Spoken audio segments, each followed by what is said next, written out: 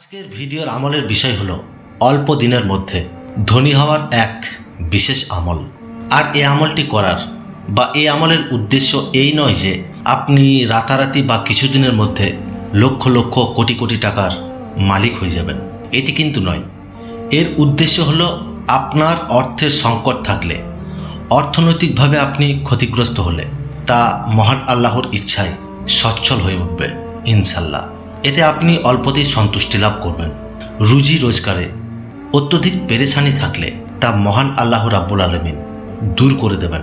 অর্থ দান করবেন, রুজিতে অধিক বরকত দান করবেন ইনশাল্লাহ। এইবার আমলের প্রসঙ্গে আসা যাক।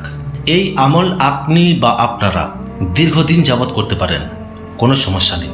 তবে যেদিন আমল শুরু হবে অর্থাৎ আমলের প্রথম দিন যাহাতে বৃহস্পতিবার হয় সেদিকে গুরুত্ব আরোপ করবেন।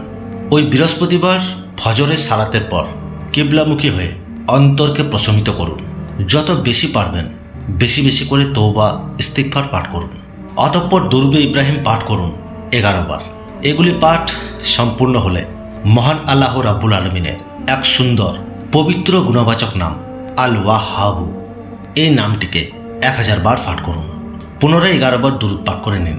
অতঃপর মহান আল্লাহ রাব্বুল আলামিনের নিকট অর্থ সংকট মোচনের জন্য, অর্থনৈতিক অবস্থার সচ্ছলের জন্য, রুজি রোজগারের বরকতের জন্য অন্তর খুলে মোনাজাত করুন। সমগ্র আমলটি উদ্দেশ্যের বিষয় স্মরণে রেখে করতে হবে।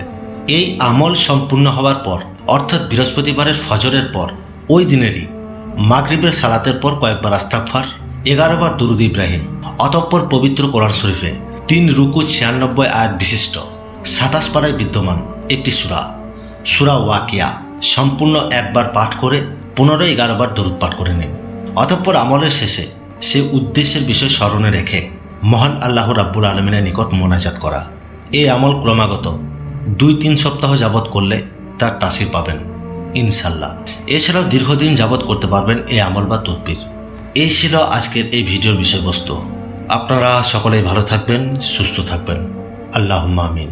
আসসালামু আলাইকুম ওয়া রাহমাতুল্লাহি ওয়া বারাকাতুহু।